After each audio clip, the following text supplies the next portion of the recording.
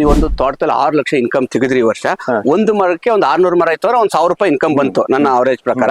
ಈಗ 1000 ರೂಪಾಯಿ ಇನ್ಕಮ್ ಬಂದ್ರೆ ಅದಕ್ಕೆ ಮತ್ತೆ ರಿಟರ್ನ್ಸ್ ನಾವು ಎಷ್ಟು ಖರ್ಚು ಮಾಡ್ಬೇಕಾಗುತ್ತೆ ಒಂದು ವರ್ಷಕ್ಕೆ? ರಿಟರ್ನ್ ಅಂತ ಅಂದ್ರೆ ಒಂದು ವರ್ಷಕ್ಕೆ ಮಿನಿಮಮ್ ಅಂತ ಅಂದ್ರೆ 1000 ರೂಪಾಯಿ ನಮಗೆ ಬಂದಿದೆ ಅಂತ ಅಂದ್ರೆ ಒಂದು 400 to 500 rupees ಖರ್ಚು ಮಾಡ್ಲಿ. ಸರ್ ಈಗ 400 ನೀವು ಹೇಳಿದ್ರಿ 30-40%.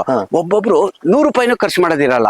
ಈಗ ಏನು ಅಂದ್ರೆ ಗೊತ್ತಾ, ನಾನು ಹೇಳಿದೆ ನೀವು 400 ಖರ್ಚಾಗಲ್ಲ, ಒಂದ್ 100 ರೂಪಾಯಿ ತಗೊಳ್ಳೋಣ, ಒಂದು ಅವರೇಜ್ 100 ರೂಪಾಯಿ ಖರ್ಚು ಮಾಡಿದ್ರೆ ಮಾಡಕ್ ತಯಾರಿರಲ್ಲ. ಹೌದು, ಕರೆಕ್ಟಾ ಸರ್? ಹೌದು. ಈಗ 3.5 to 4 months ಏನಾದ್ರು ಮಾಡ್ತಾರೆ, ಗೇಮೆ ಮಾಡ್ತಾ ಇರ್ಬೇಕು, ಮಾಡ್ತಾನೆ ಇರ್ಬೇಕು.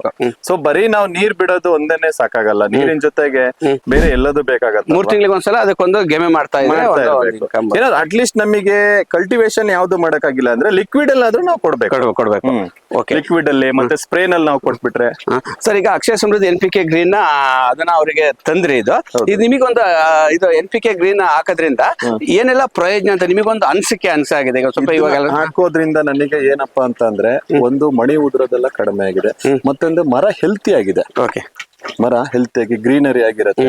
ಸೊ ಮರ ಬಂದ್ಬಿಟ್ಟು ಏನಾಗತ್ತೆ ಅಂತಂದ್ರೆ, ಸೊ ಕೆಲವೊಂದು ನೋಡ್ಬೋದು ನೀವು ಹಳದಿ ಆಗಿರತ್ತಲ್ಲ, ಸೊ ಅದೆಲ್ಲ ಈಸಿ ಆದಷ್ಟು ಬೇಗ ನಮಗೆ ಅದು ಕಲರ್ ಚೇಂಜಸ್ ಆಗತ್ತೆ, ಗ್ರೀನ್ ಆಗತ್ತೆ.